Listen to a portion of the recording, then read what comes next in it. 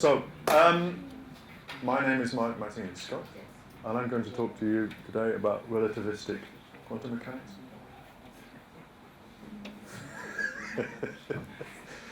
I'm just jerking his chain. Yeah, so the Lorentz transformation at relativistic speeds. Actually, there's an interesting effect there. Is that superposition and entanglement at relativistic speeds theoretically leads to breakdown of causality and time travel. But not. Don't worry. I'm not going to talk to you about relativistic quantum mechanics.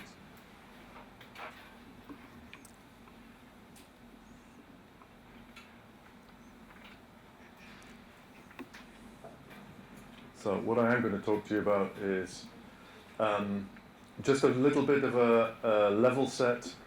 I'm from IBM. I'm going to explain very briefly a little bit of history, to put this in context. And then I'm going to talk about some applications and how you can, or how we, IBM, work with quantum computers at, let's say, at a level where the confusion and perhaps difficult to understand level of quantum gates, where that becomes abstracted away, and where you can actually think about writing applications and what that means. And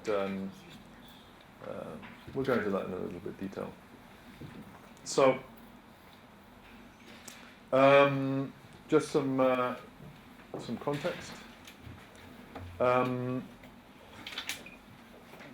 You already heard about the problems of Moore's law, and the fact that if you look at the current top of the range best that we can do in fabricating silicon. So some of the, as an IBM, if this is being recorded, my IBM colleagues get to see this, they'll be sharpening their knives, but maybe some of the Intel processors, certainly the IBM P9 processor. So there's one piece of silicon, it's actually quite a big die. The size of the die is limited by the purity of the silicon.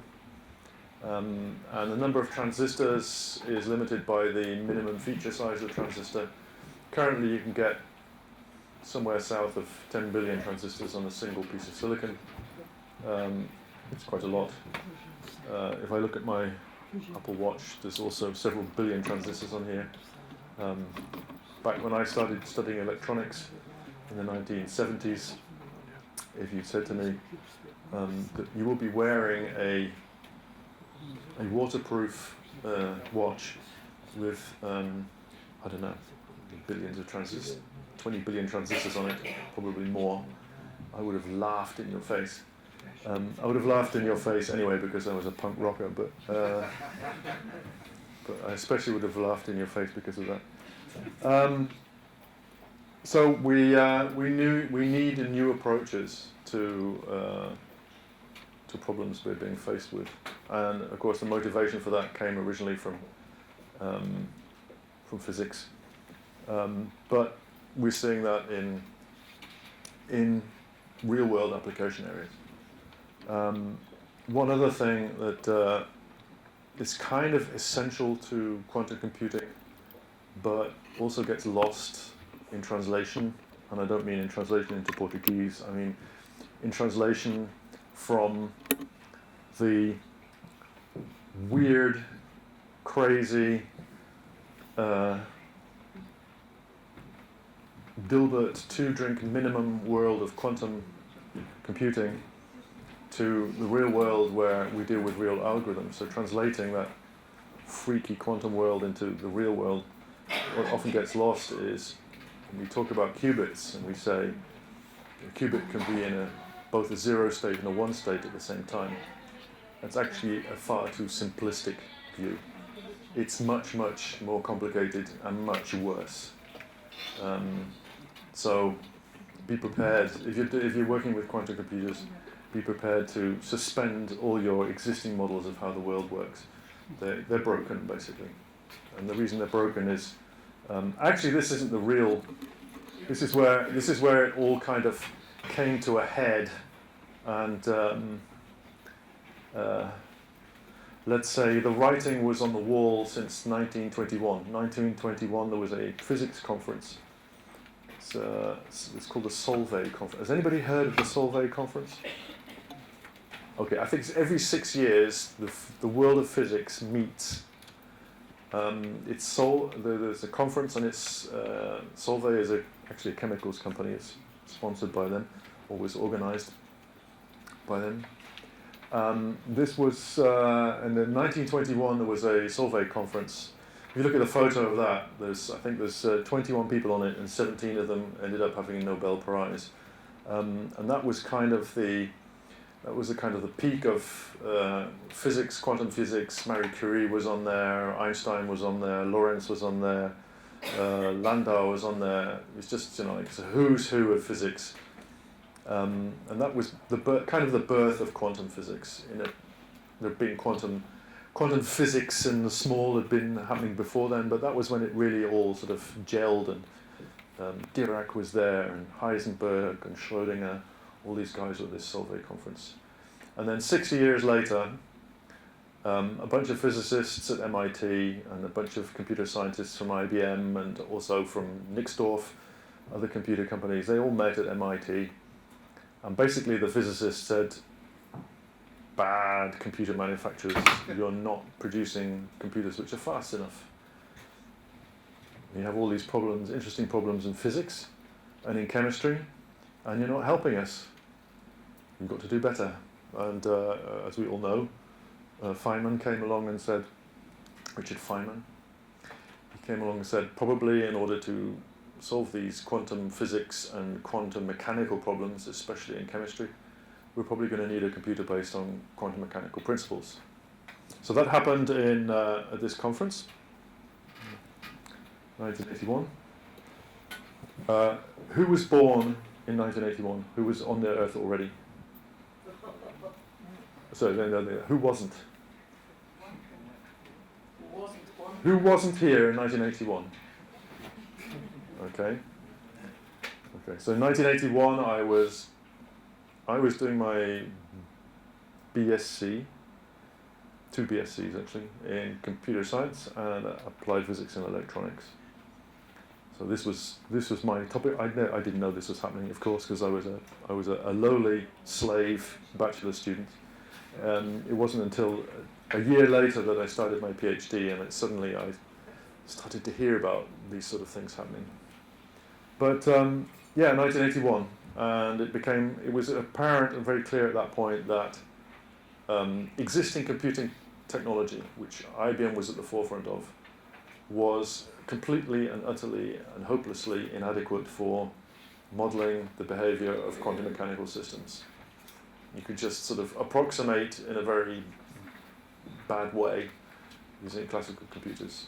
So Feynman came along and said, we're going to need quantum mechanical computers. He published a paper on it. Has anybody read this paper? Apart from you.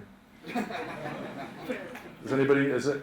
Okay, so please make a note of this. It's one of the, other than being a Nobel Prize, having a Nobel Prize in physics, and being a brilliant teacher, Feynman, he had a couple of character flaws as well. He wasn't all positive, but I won't talk about them. He also was a brilliant author. So if you anybody here ever wants to get into physics, just in a very kind of easy, painless, there is no painless way to get into physics, but let's say that minimizing the pain, then the Feynman Lectures on Physics is a 3-volume set of lecture notes, and it's brilliantly explained, and it's so simple and easy to understand. No, it's not. It's simpler than everything else. But he's a very good explainer of things, in contrast to me. And there were some IBMers at that conference, including a guy called Charlie Bennett. And Charlie Bennett in 1970, with Steve Wiesner, invented quantum information theory. So there was a group at IBM working on using actually entangled photons to communicate. So all the cryptography stuff and quantum communication is older than quantum computing. So there's a group at IBM working on quantum communication and a conference on how can we make faster computers, and Feynman said we need quantum computers. What happened? Some guys at IBM thought, maybe we could use these quantum, maybe we could do something with them. Maybe we could make these entangled photons into things we could manipulate. And that was the birth of quantum computing. So IBM invented it and everybody else is derivative. Including D-Wave. I think, was it D-Wave? I don't know, can't remember. So what we have now is we have this. Has anybody seen this or the model of it? Anybody? You should be ashamed of yourselves. It was here. It was here. Yes. Did you see it? Yeah. Yeah. One guy. You get the beer afterwards. So it was here in Lisbon last autumn at the Web Summit. We had the model. It's not a real machine. It's a model. It's especially not a real machine because in the real machine, these are made of copper, weighs a lot, and the model they're made of aluminium. But basically, it looks complicated. It is complicated. It's so lovingly known as the chandelier in IBM. Up at the top, it's extremely cold, and then it gets even colder. And at the bottom, it's colder than anything in the universe. Significantly colder than intergalactic space, which has a nominal temperature of the microwave background radiation at 2.7 Kelvin. We're even colder here. And the way you do that is, actually, this looks really complicated, but it's using technology which is, if not readily available, at least something you're likely to find in any reasonably well-equipped physics department at university. So there will be people there who are working on vacuum physics. This is vacuum. There will be people working on low-temperature physics. This is low-temperature physics. I was recently, a couple of months ago, I was in Helsinki, at the Art University in Helsinki. And I didn't realize I was visiting a customer in Helsinki. No prizes for guessing who that might be. And I had the opportunity to go and visit some people at Arlt. And they took me in and they said, oh yes, well you think you're running at low temperature, we want to show you what a real low temperature is. And they hold a world record at Arlt University for the lowest temperature of condensed matter. Anybody know what the lowest temperature is? So we're at around 10 to 15 thousandths of a degree above absolute zero. Anybody know what the world record is? It's 100 femtokelvin, which is like a factor of 1 billion colder. So we're still a long way away. So it's cold, but you actually get a hell of a lot colder. It's under high vacuum, but you can actually get even less vacuum. So it's all technology which is it's robust, actually. It's quite robust. It's using silicon. It's just silicon. It's quite precisely manufactured silicon, but it's still silicon. I don't know, I didn't get all the Portuguese, but you did talk about supercomputers and the number 1 and number 2. I don't know if you mentioned this beast. So just have a look at the specifications. 4,608 nodes. Each node has 2 IBM Power 9 processors with, I think, 16 cores. 6 NVIDIA Tesla GPUs, 600 gigabytes of fast memory. So we're talking a couple of petabytes of main memory. I wouldn't mind it as an alternative to my laptop. It's certainly, and it runs Linux. So one of the interesting comparisons between quantum computers and classical computers is, actually they're totally different beasts, yeah? But there is a kind of hand-waving way to compare them, in that you can say, okay, given a particular quantum computer with a particular number of qubits and a particular error rate, what size of real old school classical computer would I need to simulate that? So if I can simulate it, then it's kind of, minus an overhead, they're kind of equivalent. So with my MacBook Pro here, I could simulate, I don't know the exact number, 12, 14 qubits. I don't know what's the biggest computer you've got in your compute center. Who knows how many MIPS? A few thousand MIPS? Yeah. You're probably going to be simulating somewhere between 26, 27, 28 qubits. This beast here, we've not actually done it, but it's probably going to be somewhere around 46 qubits.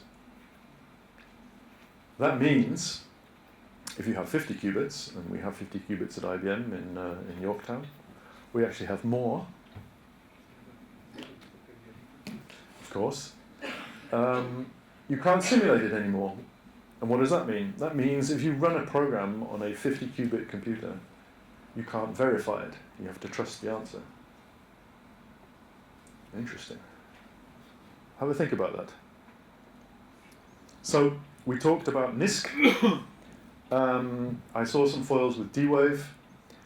And of course, the competitive landscape is phenomenal at the moment. There are just mainstream ways of implementing qubits, at least 6 or 7. So superconducting Josephson junctions, what IBM uses, is one of them. There are at least 6 or 7 other ways that we know that work, and theoretical ways, at least another, lots more. So Microsoft, for example, is working on things called entanglions. Nobody's actually seen one yet.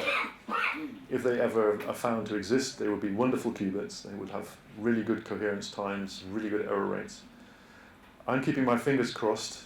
You might think because I'm British that I'm being sarcastic or I have an ironic sense of humor. I do, but in this case I really mean it. I really hope Microsoft develop that technology, because that would make quantum computing even more, take off even faster. But we're still in the phase of NISQ, and we're not going to be getting universal fault-tolerant quantum computers within the next 5 years. It's unlikely. And then there's these things called quantum annealers, which are kind of a halfway house, because they kind of sort of do superposition, but not really, and they don't do entanglement. And in fact, especially entanglement, is one of the principles which gives quantum computing or quantum programs their incredible power. If you really dig into the relativistic quantum chromodynamical blah blah blah, then you realize that actually, if you have superposition, that automatically implies entanglement, and if you have entanglement, it automatically implies superposition. So they're one and the same. They're two sides of the same coin, but nevertheless, that's what gives it the power. The D-Wave stuff, the stuff they did with Volkswagen, it's very useful. It's interesting to understand how this different approach, this annealing approach to solving problems, might actually be useful in the real world. However, what it's not going to do is get you anywhere in the blue circle. And the blue circle is the stuff that's interesting. So every computer on Earth, including my MacBook Pro, the computer in here, my iPhone, the computer in your compute center, the supercomputer in the States, they're all von Neumann machines, and they are good. Actually, they're only good for solving so-called easy problems that can be solved by a sequence of steps. There are a bunch of problems we understand to be hard problems. You talked before about them. So traveling salesman is a hard problem. Solving a Sudoku is a hard problem. Is anybody here addicted to Sudoku? Not addicted. Yeah? What are we talking? What kind of time are we talking for the hardest level? No. Huh? Not the hardest. Okay. What about you? How long do you need for the insane level? Come on, spill the beans. No? Minutes, hours? Okay. Okay, so I do lots of Sudokus, and I have one of these puzzles, I go in the newspaper, and typically I can solve the hardest level within about 2 or 3 minutes, which is pretty good for a human being. But these are 9 by 9 Sudokus. Okay, Sudokus are always n squared times n squared. The smallest Sudoku is a 4 by 4, they're trivial.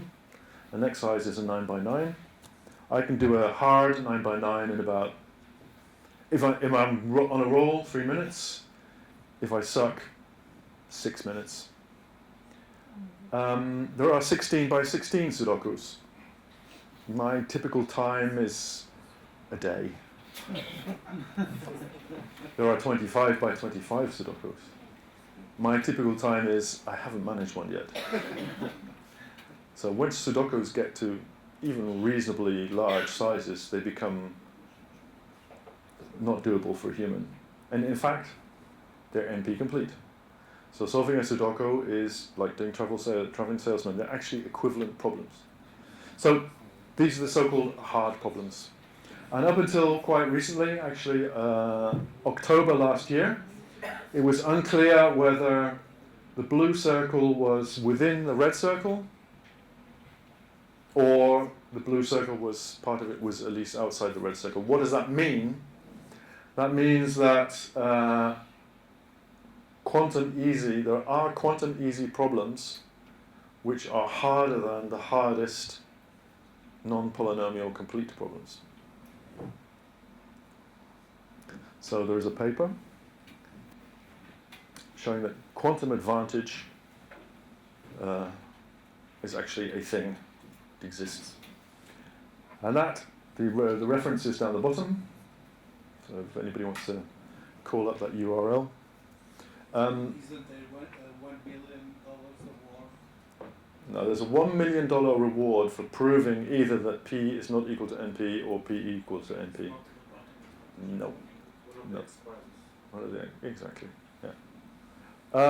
So what that means is there are problems which can be solved by a quantum computer, which are harder than the hardest non-polynomial or probabilistic polynomial problems. Which is interesting because it means that you can think about completely new classes of problems. Talking about applications, obviously, I talk to a lot of chemicals companies, I talk to a lot of banks, I talk to railways, air transport, air freight, logistics companies. I think I may be at a logistics company here in some sense. Yeah, optimization, all this sort of thing. So one of the big questions you always get asked is, where's the use case? Which application areas, and how soon is it going to happen? The really simple answer to that is it's complicated. So in chemistry, we know, because that was the original application area, the problem that Richard Feynman and David Deutsch identified in 1981 is quantum mechanics. In other words, how do molecules behave? And there are some quite nice ways, and I think you talked about the variational methods. So variational methods, basically you take your quantum mechanical system, which is a molecule, you map your fermions. The fermions are things like electrons and protons, things which have non-integer spin. I can see I've already lost you. You map those fermions onto qubits, and then you collapse the wave function on the qubits, look at the result, do a difference calculation, which you can do classically, reinitialize your qubits, measure again. And you just do this approximation maybe 100 times, and the results you get are, in terms of accuracy and performance, significantly better than what you can do with a classical computer. So it's showing an advantage, in this case with very, very simple molecules. You can prove that there's an advantage, you can demonstrate an advantage. That's chemistry. Artificial intelligence, which I think you did talk about a little bit, you can also think about how you might use quantum computers to speed up, and if we call it financial services, but it's logistics and optimization. In fact, here are some very recent publications, particularly on finance, but also on machine learning. If you go onto the archive, this website ARXIV, this is where archive, it's pronounced. This is where the scientific community does its open access publishing. Most of the good papers on quantum computing can be found on archive. Just go on there and help yourself. There's a lot of stuff being published by IBM, but there's also a lot of stuff being published by others. As I said, the competitive landscape is really heating up. There's startups popping out of the ground like mushrooms, and the number of competitors we see as real competitors in their technology is also growing. So it's a good place to be at the moment because there's a lot happening, a lot of competition. Competition makes everybody better, apparently. So in 2016, we launched the Quantum Experience, and this was significant because we said we want people to use the IBM quantum computer. And if you look over the last couple of years of what happened, this nice little animation. The interesting thing about this is look at where it's happening. So each of the lights up there is an experiment running. The blue line represents people using the actual quantum computers. There are 3 of them publicly available and an undisclosed number available to customers. And red is a simulator. The interesting thing is, in the last 12 months, or the last 24 months, we've seen a massive increase in the use of the real quantum computers. So just using simulators, like some of our competitors do, it doesn't cut the mustard. You actually, in the NISQ era, you need to have real hardware and access to real hardware. You've all seen the IBM Q Experience, where you can draw circuits on 5-qubit machines. But I think you've also heard about the IBM Quiz Kit, with currently 4 different APIs. So somebody in marketing had a field day with us. So Terra is the Earth, which is the basis, the circuit level, manipulating individual qubits and doing individual gate operations, mapping that directly to microwave. Ignis is fighting the fire, which means, actually it's interesting when you observe how customers actually use the IBM quantum computers, that people always at some point end up on the Ignis level, actually messing around with timings and individual qubits and getting into the guts of the thing. Air is a simulator, and the interesting bit for us here today is Aqua. Because Aqua is where the real world. So, Terra, has anybody installed QuizKit? Apart from the 2 in the front row. Anybody else? Okay, consider yourselves chastised. That's how you do it. Pip install QuizKit. Does anybody know what the Python programming language is? Yeah? Okay. Then if you know what Python is, then you can pip install QuizKit. There, it's the same pip install QuizKit. For Aqua, pip install QuizKit Aqua. And what that does, what happens under the hood, is that we take a problem from the real world, or that's the expectation, or that's the goal. Take a problem from the real world and do something with it such that it can be run either on a simulator or on a real quantum computer. And there's a few steps in there which is interesting to understand about. So, one of the important concepts or ideas behind quantum computing is actually every quantum program is just constructive. It's a manipulation of constructive and destructive interference in a multiple qubit wave function. That's all it is. That's why when you've written your quantum program, you execute the quantum program. Well, actually, that's a completely wrong concept, but it's the closest we have to classical computing. At the end, what happens is the wave function collapses, your qubits take on a definite value, and that definite value is a number. It's one number. You repeat the experiment with Shor's algorithm, then you get two different, depending on how often you do it, you get two different numbers, or maybe two different numbers, hopefully half of the time each. But essentially, every individual execution of a quantum experiment results in one number. And the trick is, how can I take a real-world problem, reformulate it in terms of constructive and destructive interference, such that it delivers me a number which tells me something meaningful about the original problem. It's not trivial. And in fact, it's an area of very active research in computer science. So we have something called a transpiler. Transpilers are able to map quantum circuits to each other, to translate one quantum circuit to another. Has anybody got an idea why that might be important?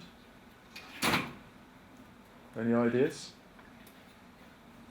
Okay, so your quantum processor, it's a physical thing. It's a piece of silicon, and there are transistors on it, a small number of transistors, and these transistors are connected to each other. The transistors which are connected to each other, you can interfere them with each other, so you can entangle them with each other. If two transistors are not connected, you can't entangle them. When you design general algorithms, the circuit that you may derive may have all sorts of requirements regarding entanglement and superposition which aren't realizable physically on a physical machine. Or, even worse, we have two 5-qubit machines, a 16-qubit machine for the public, and a number of 20-qubit machines. They're all different. Their physical topology, if you look under a microscope, they're connected in different ways. It's like having an ARM processor from the Raspberry Pi, an Intel processor, a PowerPC, an IBM Z processor, a 6502 microprocessor from the 1970s, and an NVIDIA V100 Tesla. So I've now got 6 different pieces of hardware, and up here I've got one algorithm. I need to translate that to each. The program that runs at the hardware level will be totally different. So that's kind of like how the quantum computers work. Each one is different, and that means that at an abstract level, when you design a program, the physical instantiation, what that particular abstract program looks like for this quantum computer may look totally different to what it looks like for this actually quite similar quantum computer. And doing that translation and taking care of error rates and coherence times and what's available, what's not available, and scheduling, that's the job of the transpiler. So it basically takes an abstract program and translates it into a specific instance for a specific quantum computer. What happens then? At the Qiskit Aqua level? Currently there are 3 variants or 3 flavors of Qiskit Aqua.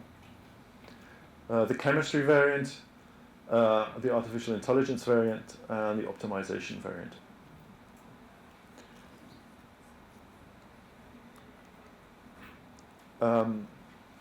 So essentially, what we want to be able to do is to take problems from a specific application area and have the transpiler, the compiler, make them runnable on a quantum computer automatically. That's what we need.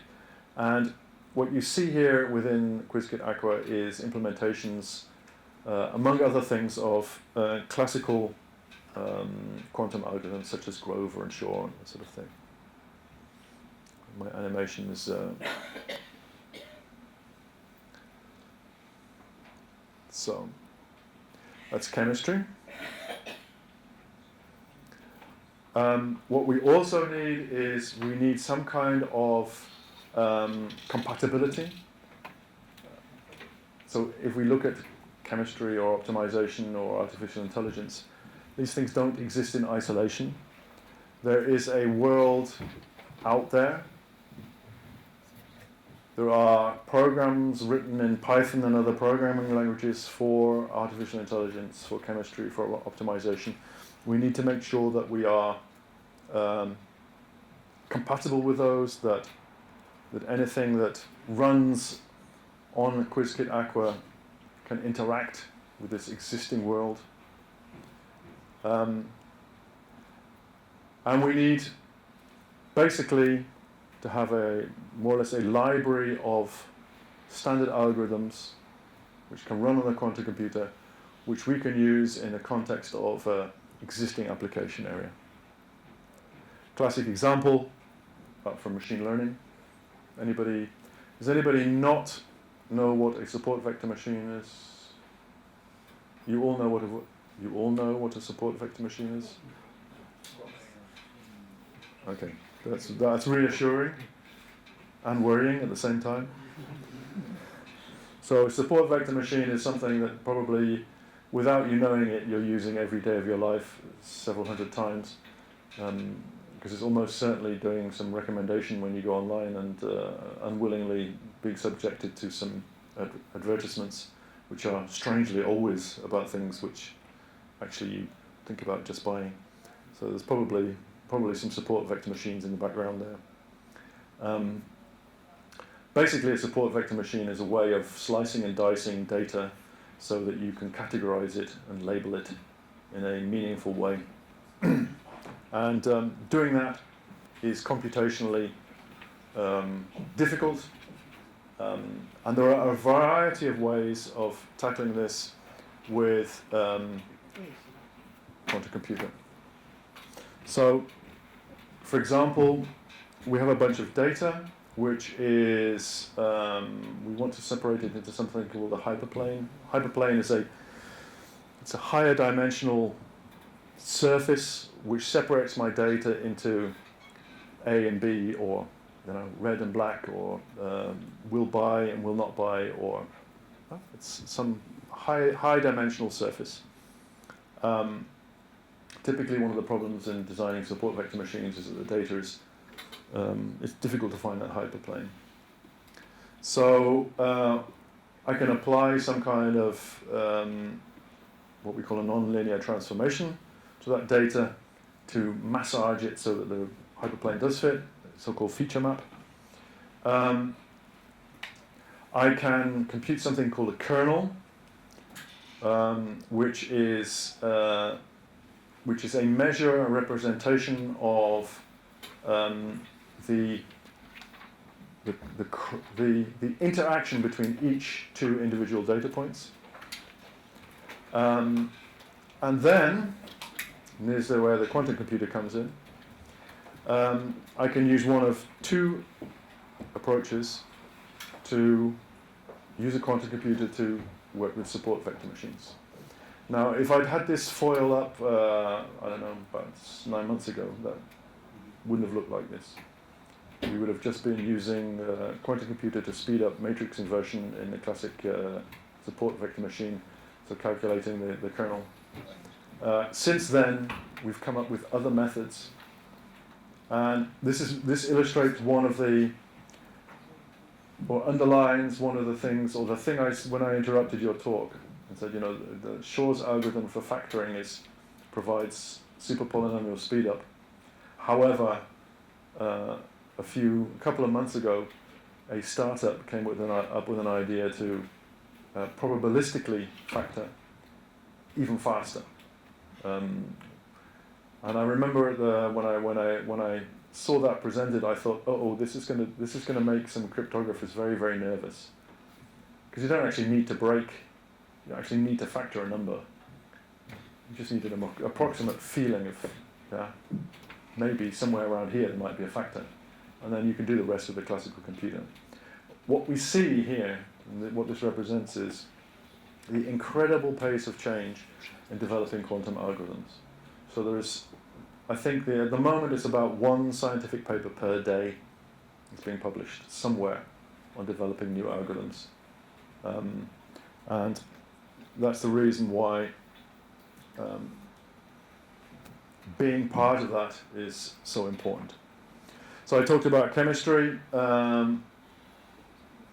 We also need to have compatibility and interaction. We need the framework to be extensible. We need interaction and collaboration to be supported. So, for example, companies who join the IBM Q network benefit from any research, any newly generated intellectual property, which IBM makes available. So building that network is of key importance.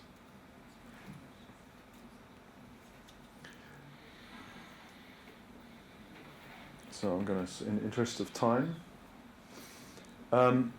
if we look at a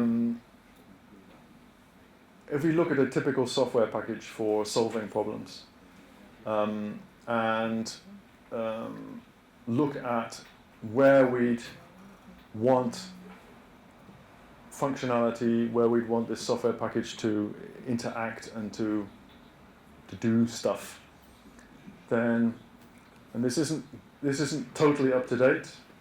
There have been some more additions recently, but you get a feeling here for the tricks and methods and tools available to you within Qiskit Aqua at the moment. And actually you can do quite a lot with that. As I said, that isn't totally current. There are some, especially in the area of machine learning, some very interesting additions in the recent past. But basically what you get here is a ever-expanding, rapidly expanding toolbox with which to approach chemistry, machine learning, and especially optimization problems. So what happens, what comes out of that? So that compiler takes your high-level API calls, your optimization problem, and spits out a bunch of JSON. Does anybody know what JSON is?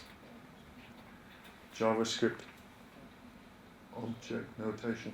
JavaScript object notation. It looks like kind of half hieroglyphics. So it spits out a bunch of JSON. The JSON basically is what the API sends via a WebSocket call to the IBM backend. That JSON gets translated into microwave pulses, and the quantum computer does its job, and then you get the results.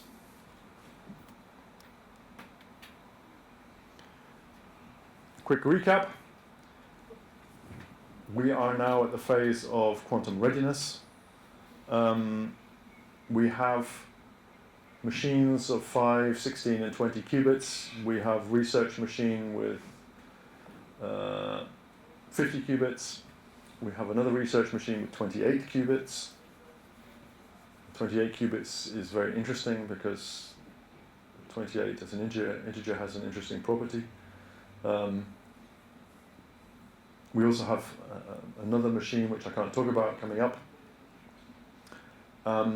We can expect to see in the near future an increase in the number of qubits, but especially a big increase in the improvement in the effective error rate. And the combination of those two, so the number of qubits and the error rate, determines something which we call quantum volume. So if you can imagine each qubit, I think they covered that. Quantum computers are, by their nature, they're non-deterministic. So you have to repeat the experiments. But on a NISQ machine, not only are the quantum experiments non-deterministic, but they're also error-prone. So you don't just have to repeat the experiment to get a statistically significant result. You have to repeat it to hopefully eliminate errors in the actual hardware. And of course, the lower the error rate in the hardware, the better the computer. And in fact, that error rate, that effective error rate, that determines everything. The better the error rate, the more qubits you can use, the longer you can maintain coherence. So it kind of determines everything. IBM came up with a measure for the quality of a quantum computer, the performance. We call it the quantum volume.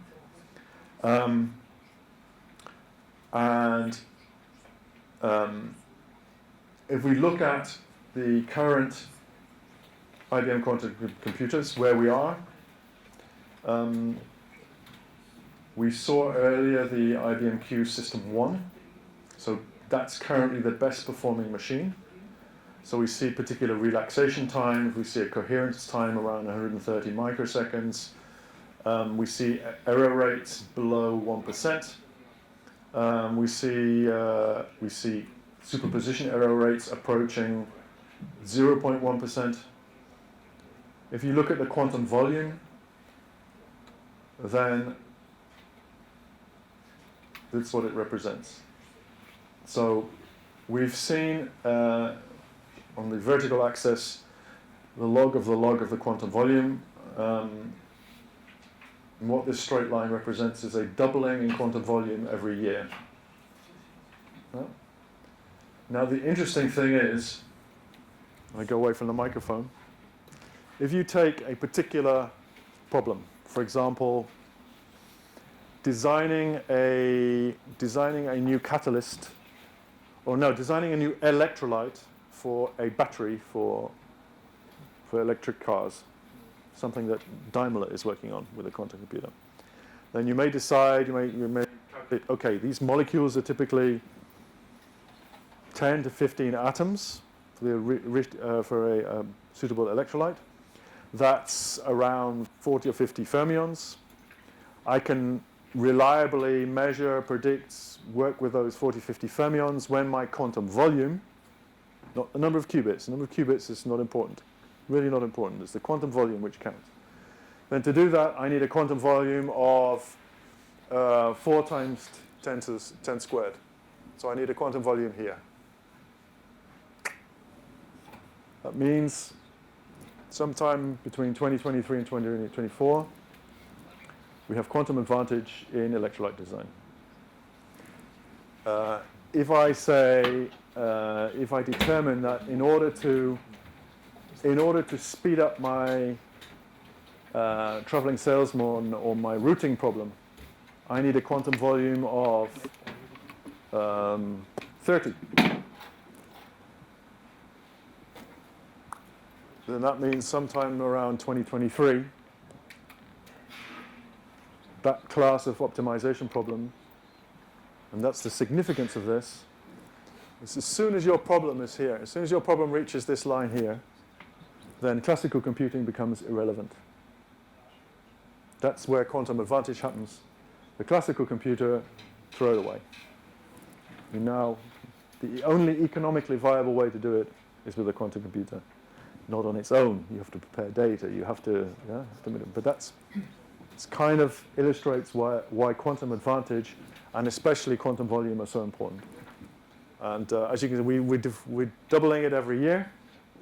And my colleagues in IBM research, and in particular, one of my executive colleagues, has publicly said we intend to keep that doubling going for the foreseeable future.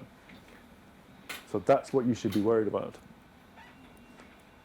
You have algorithms, you have an API which is operating at a pretty high abstraction level, where if I look at the IBM Q network,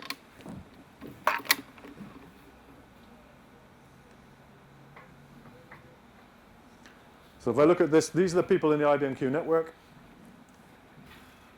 If I look at them, and so they're all working with the IBM quantum computer, and they're all feeding what they learn, discretionary. So nobody forces them to, but in practice most people do. Most of what they discover, most of what they research, most of what they develop algorithmically, they feed back into the network. It's really strange to see JP Morgan Chase, the biggest bank on earth, I think, and Barclays and JSR all working together. So 3 banks working together. So we still see that. So there's a lot of intellectual property being generated in this network. 64 members. This is from 2 months ago. It's now approaching 70. And basically, this is a big network to generate huge amounts of IP around quantum algorithms. Now, what you will see there, I think, you won't see any, or you don't see any, specifically any logistics companies, but there are at least 2 in there who are working on logistics problems. Hitachi Metals and somebody, the Air Force Research Lab, and Daimler. So Daimler are looking at optimizing their logistics network using a quantum computer. There is, and that's really surprising because for me, chemistry is the no-brainer. It's obvious. Machine learning and AI it's really esoteric. It's algorithmically really challenging. It's interesting how you can can you implement a support vector machine kernel within, can you map that directly to a Hamiltonian? The answer is yes, but it's really intellectually interesting. But for me, the no-brainer is optimization. We see optimization especially in the banks. So banks are using a quantum computer with Markov, so quadratic Markov speed up, but also variational methods in risk analysis, portfolio management. And those are the kind of problems which are, at least at a perhaps a very simplistic level, transportable to logistics. So, and I'm engaged with, let's say, classical pan-European logistics companies. So there's certainly a lot happening there. And if you combine that with the doubling of the quantum volume, and also the sense that if you look at the market in general, and this isn't, I got this from an analyst's company. They said there are 2 reasons that people are moving into quantum computing. Reason number 1 is, can I identify a competitive advantage? Does it give me a competitive advantage? So a positive motivator. And the other one is, if I don't do it and quantum advantage happens, and I haven't got a pipeline of skilled people and the necessary domain knowledge, I'm going to be out of business. So there's the carrot and stick, the classic carrot and stick. So I don't know what timing we're at. How are we doing? We're way over, or we're way over. I notice everybody's leaving, so maybe I'm pretty much the end anyway. Let's see. Yeah. So this, at the moment, if you engage with IBM or with one of our hubs, then it's about generating intellectual property. We at the the Consumer Electronics Fair in Las Vegas in January, we announced this. And who's dealt with IBM a lot before? Nobody? Okay, so there is a difference between an announcement and availability. There's always a time difference. What we don't do is announce and then not make available. That doesn't happen. But there's always a time delay between announcement and availability. So we announced it's the Q System 1. When's it going to be available? If I say anything, I'll get my head chopped off. But it's planned. So this represents a change in, if you want, in the commercialization from IBM's point of view. So think back to the curve, to the graph of quantum volume. Think back to the idea of quantum advantage. The IBM Q System 1 is a machine for running quantum experiments. The 5-qubit machines, the 16-qubit machines, the 20-qubit machines, the 50-qubit machine, the other machines which aren't the IBM Q System 1 are systems for doing research on quantum computing. This is a system for running quantum programs.